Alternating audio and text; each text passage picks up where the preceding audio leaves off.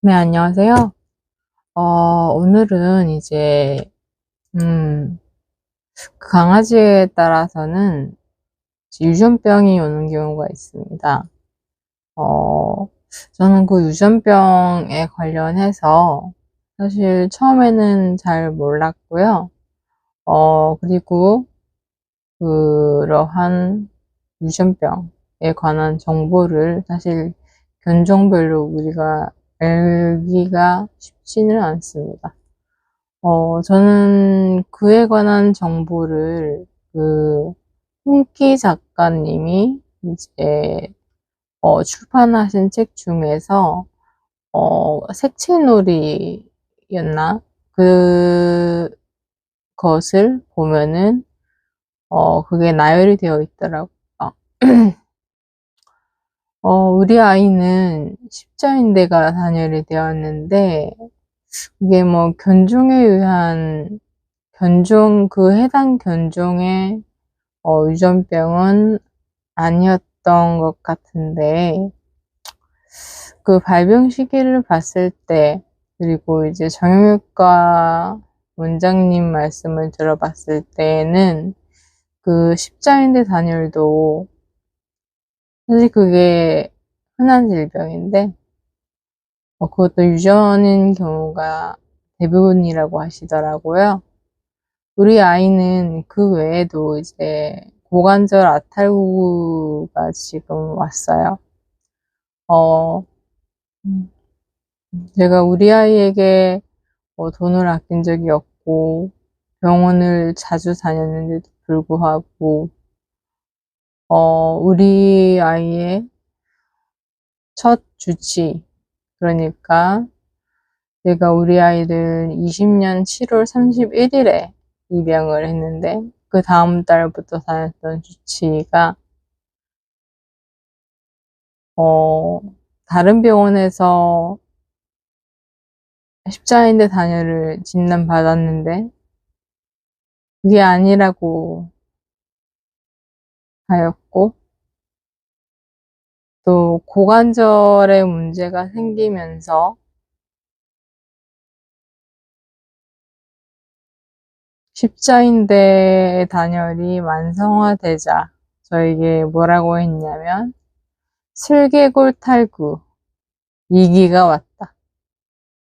그러니 체중을 감량해라 라는 말씀을 하셨습니다. 그러니까 결론적으로 그 병원을 선택한 제 자신이 참 미운데, 뭐 그분을 우리 아이의 첫 수의사라서, 처음 담당했던 수의사라서 너무 믿었던 것이 참 후회가 되네요. 아무튼 그래서 오늘은 다이어트에 관해 말씀을 드리려고 합니다. 이거는 뭔가를 기반으로 말씀드리는 것이 아니고 제 경험을 토대로 말씀을 드리려고 합니다. 우리 아이는 지금 고관절에 문제가 있습니다. 그리고 지금 십자인대 수술을 했는데 너무 아이가 오래 앓다 보니 십자인대가 나무 끝에 소실되어 있었고 아주 없어져 버렸고, 연골도 너덜너덜해진 부분이 있어서 제거를 하였습니다. 우리 아이에게 이제 그때가 오겠죠. 퇴행성 관절염이 오는 시기가 오겠죠. 그러면 저는 우리 아이의 삶의 질을 높이기 위해서 돈을 더 들어야만 합니다. 이미 1,000만 원 정도의 의료비는 깨졌습니다. 음, 그래서 아무튼 고관절을 비롯해서 관절이 안 좋은 아이들은 다이어트를 하는 것이 필수적이라고 저는 생각하고 있습니다. 우리 아이는 그 동배 형제들 중에서, 그러니까 여자아이가 8이었고, 남자아이가 하나였는데, 두 번째로 무겁게 태어난 아이를 데려왔어요. 그러다 보니, 물론 우리 아이는 보더콜리예요. 그래서, 어, 우리 아이가 중성화 수술을 할 때가 한 15kg 정도 됐어요. 초경 직전에 이제 잡아서, 어, 했으니까요. 근데, 그러고 났더니, 그니까 뭐, 사실 저는 이전에 키웠던 강아지들에게는, 이전에 키웠던 강아지 중 여아에게 중성화 수술을 해보는 것이 처음이었었기 때문에, 그 어떤 변화가 일어나는지에 관해서, 물론 이제, 공부를 하기는 했죠. 이 아이에게 중성화 수술을 하는 게 맞는가 아닌가 많은 고민을 했죠. 근데, 우리나라에는 강아지를 훔쳐가는 놈들이 있어요. 아시죠? 강아지 공장이라는 게 있어요. 그래서, 우리 아이가 이제 활동성이 좋은 견종이다 보니까 혹시라도 실종이 되었을 경우에 최소한 그러한 강아지 공장에 들어가는 것은 그것만은 막고 싶었습니다. 그래서 중성화 수술을 했습니다. 우리나라의 동물관련법은 뭐 저는 사실 치외법권에 내가 있구나 라고 느낄 때가 많았습니다. 아무튼 그래서 중성화 수술을 하고 났더니 15kg 정도였는데 뭐 아직 성장기였기도 했죠. 그때가 2020년 12월 31일이었나? 30일이었나? 뭐 그랬습니다. 그래서 그 이후로 또 아이는 성장을 했고 그래서 29kg를 찍었습니다.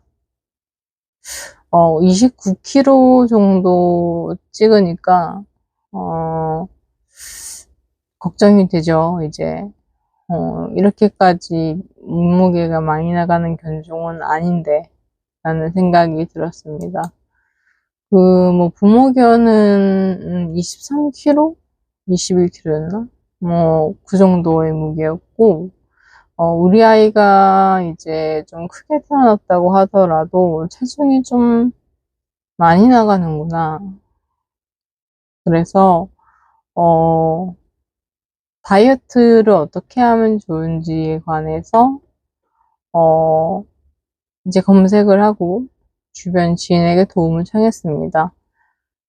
그래서 처음에 했던 게 이게, 민간요법인데, 물론 뭐 사람도 이렇게 하기도 하지만, 혹시 양배추 다이어트라고 들어보셨나요? 양배추가 이게 칼로리가 적은데 포만감이 많아서 그래서 양배추를 많이 주고 살을 적게 주면은 그러면 다이어트에 효과를 볼 수 있다.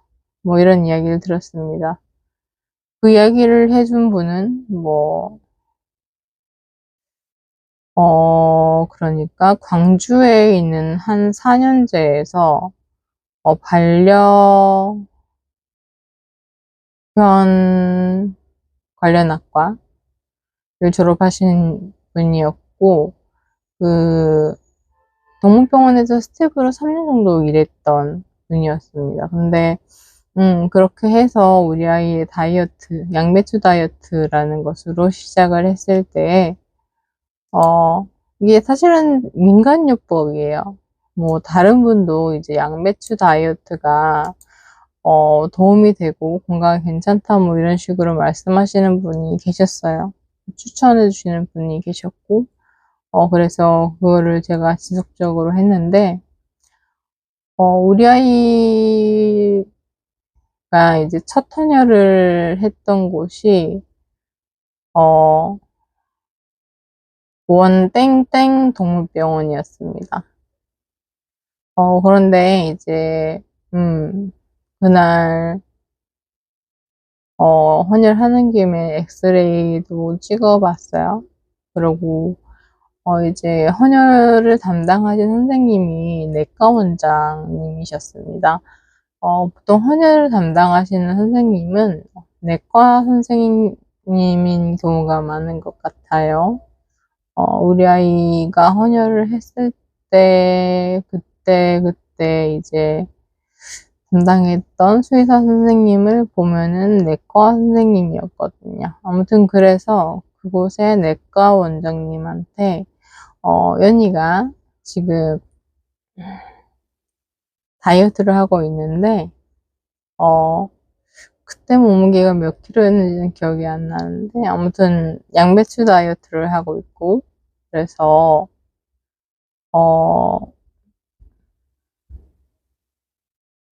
지금 어느 정도 감량이 되었는데, 선생님께서는 어떻게 생각하시냐? 라고 여쭤봤습니다.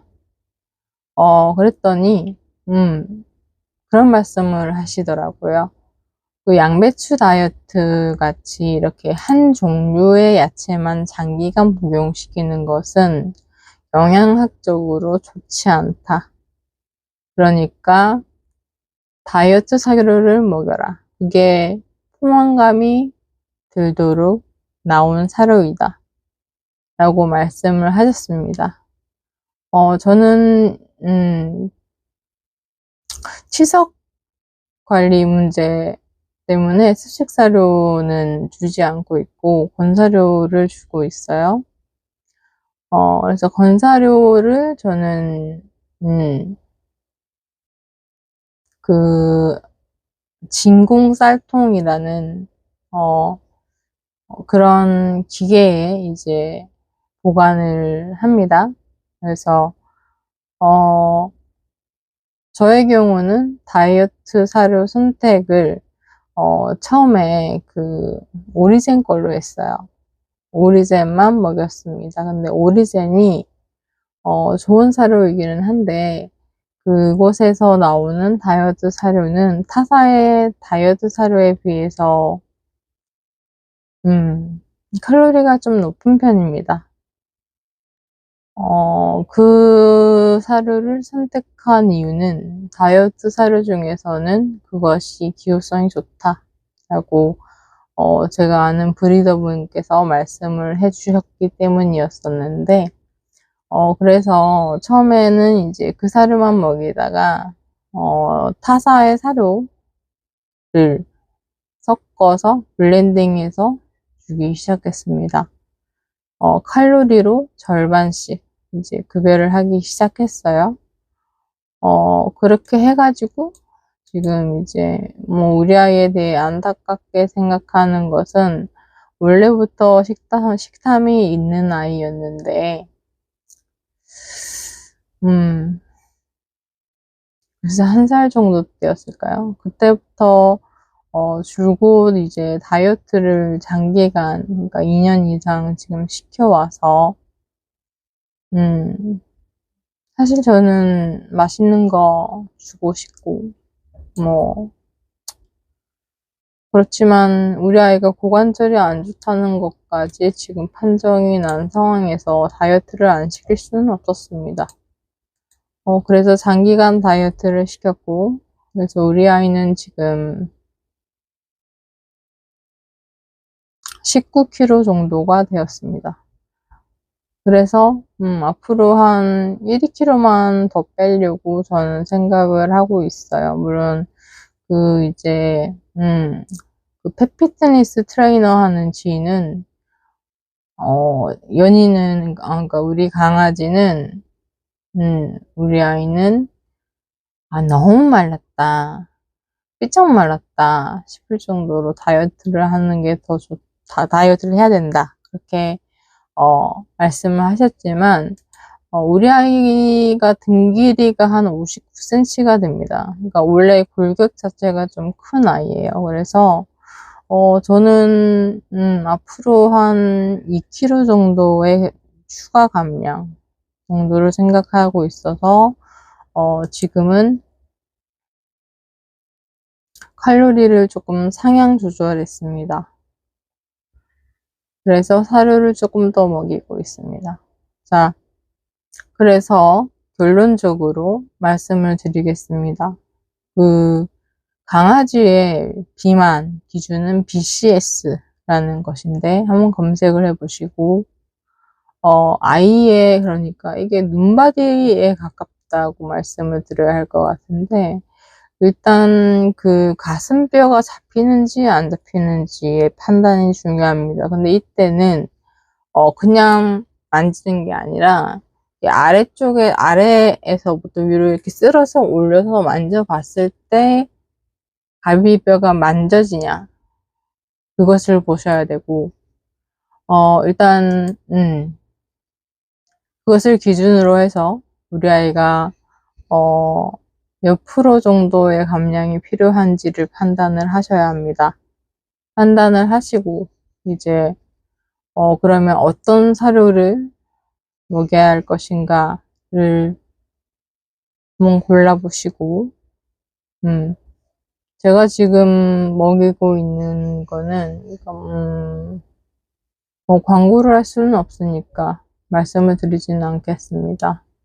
그래서 칼로리를 이제 얼마나 감량할지에 따라서 칼로리를 이제 계산하셔서 칼로리 안에서 사료와 간식, 얼만큼 줄 것인 것을, 그거를 이제 계산하셔서 주셔야 합니다. 그렇게 하지 않으면, 체중 감량이 쉽지 않습니다. 이거는 조금 강하게 마음을 먹고 하실 필요가 있습니다. 그래서, 칼로리를 계산을 하고, 그리고 참고로 간식은, 전체 식사량, 하루에 1일 식사량 중에서 10%를 초과하지 않는 게 좋습니다. 일단 제가 알고 있는 칼로리 계산기, 그러니까 칼로리를 계산해주는 사이트를 설명란에 적어 놓겠습니다. 적어 놓는데, 근데 이게 요새 바뀌어서, 그러니까 이전에는 이제 사료 칼로리까지 넣으면 사료를 몇 그램 주면 된다까지 계산해 줬는데, 그거는 지금 그 기능은 지금 하고 있는 것 같지 않고요. 그래서 검색을 해봤더니 그램당 칼로리에서 곱하기 1000을 하고 나누기 칼로리였나? 아무튼 그거는 한번 검색하셔서 확인해 보시는 게 좋을 것 같습니다. 지금 기억이 나지 않네요. 그래서 우리 강아지는, 우리 아이는 사료를, 다이어트 사료를 급여해 왔고, 칼로리를 조절해 왔습니다. 그리고 간식은 이제, 우리 아이 같은 경우는 한약을 지금 같이 복용을 시키고 있어요. 그래서 한약은 이제 첨가물이 없는 그런 식빵에다가 이렇게 발라서 주고, 그리고 사료를 주고, 객검도 뭐 여러 가지가 있지만 VOHC라는 게 있습니다. 뭐 그런 거 참조해서 골라서 구별을 하고 있어요. 객검이랑. 그리고 지금 계속 재활치료를 받고 있어서 재활치료 받을 때 먹일 간식 말고는 간식을 잘 주지 않습니다. 우리 아이가 단호박을 좋아해서 오이도 좋아하고, 선배님이 비건 강아지냐, 그런 말씀 하시더라고요. 그러니까 한약 박사 선배님이신데 리트리버를 키우세요. 근데 강아지가 육식에 가까운데 그걸 굳이 먹일 필요가 있냐. 비건 강아지냐. 그러시더라고요. 그분께 그 전문적인 지식이 제가 상대가 안 되는데, 어쨌든 뭐, 단호박 영양가 있고, 우리 아이가 좋아하니까 자주 먹이고요. 뭐, 오이도, 뭐, 칼로리가 낮고, 뭐, 괜찮다. 그래서 주고 있고, 미역도 먹습니다, 우리 강아지. 우리 아버지가 해산물을 좋아하셔가지고, 이걸 준 거야. 세상에 미역도 그렇게 맛있게 먹어요. 제가 못 먹고 사니까. 근데 미역은 염분이 많아서, 염분은 빼고 줘야 된다고 하더라고요. 그래가지고, 그 얘기하고 나니까 미역은 이제 안 주시네요. 다행스럽게. 뭐, 그런 정도로 지금 다이어트 관리를 해주고 있습니다. 어, 그 체중 관리라는 것이 사실 저는 제 체중 관리는 하고 있지 않습니다. 왜냐면 저는 그렇게 오래 살고 싶은 생각도 없어서 그래서 흡연도 하고 있고요. 뭐 유전적으로 술은 못해서 그리고 지금 제가 안 그래도 우울증이 있었는데 강아지가 아픈 바람에 지금 지병이 많이 악화가 되어서 그래서 술 마시면 이게 의존이 되더라고요. 음.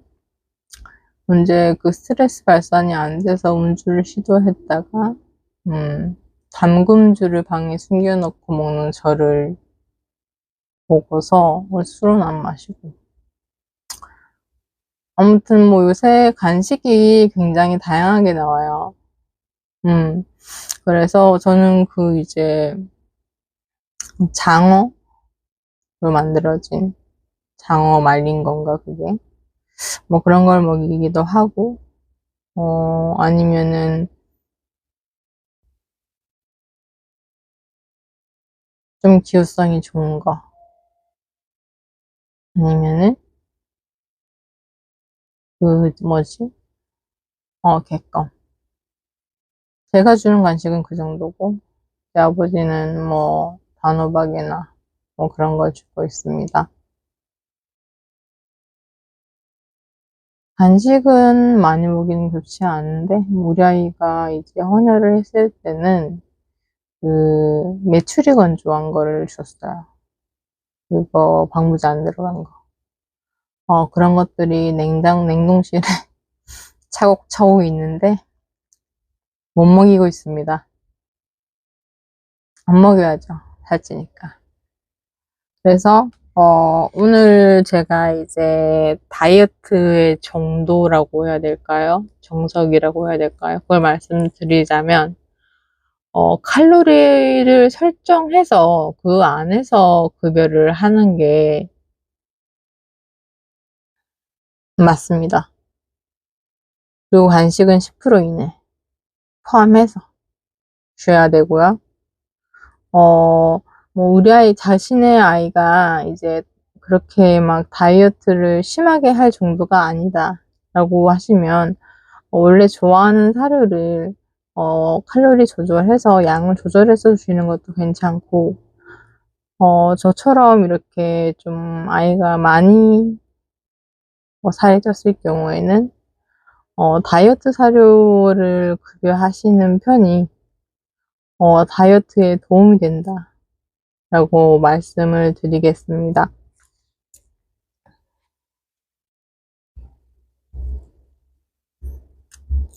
감사합니다.